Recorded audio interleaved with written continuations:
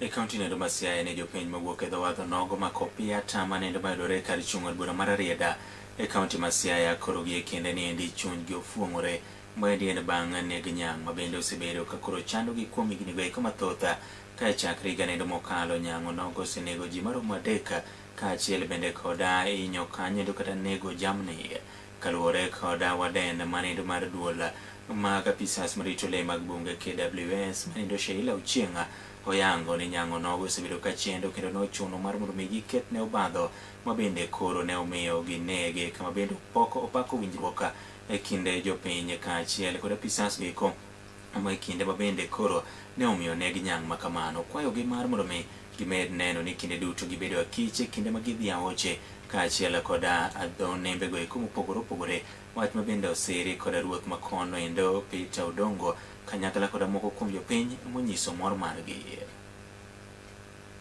My name is Sheila Ochieng', the county warden Siaya. Huyu mnyama amesumbua wananchi kwa muda. For the last 2 years, 2025 to date, tumepoteza 3 people from attacks by the croc.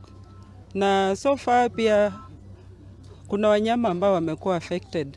Cases za human attack ziko rampant in Siaya, especially Bondo and Rarieda.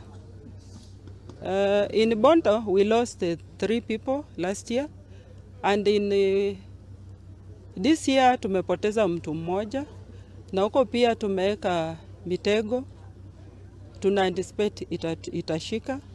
Pia huko we are working closely na community ili tuweze kuzuia issues za human wildlife conflict in Bondo. Hii mnyama tunaenda kuikausha na itatumika kwa masomo. Nataka kushukuru wananchi wa Kopiata ikiongozwa na leadership ya Ngao pamoja na BMU team na wananchi kwa jumla wa Kopiata kwa ile ushirikiano mzuri.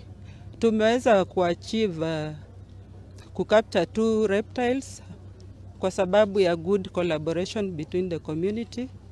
Tulitega mitego kadhaa since losing 3 people. Opt kuweka mitego na imetusaidia tukaweza kunaza wale wawili ambao ni rogo. Mimi naomba wananchi wa Kopiata tuzidi kushirikiana.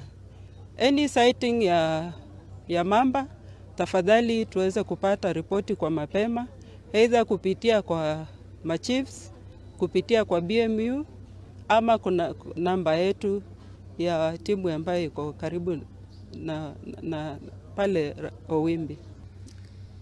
Wasia wangu kwa wananchi ambao wanaishi karibu na mito ama bahari ni kwamba tuangalie usalama wetu.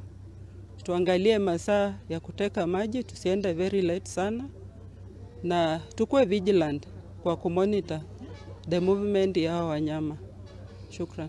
I'm Peter Odongo, Chief of East Wema Location. Tai vile ilikuwa hii ingine ilikuwa imekuja tena kusumbuana tena, nikajitolea tu vile watu wetu walikuwa wanalilia kuja utege, nikajitokeza vile KWS alinikubalia. Mama amewacha mtoto ya mwezi 3. Baba amewacha familia yake kwa sababu ya hii mamba.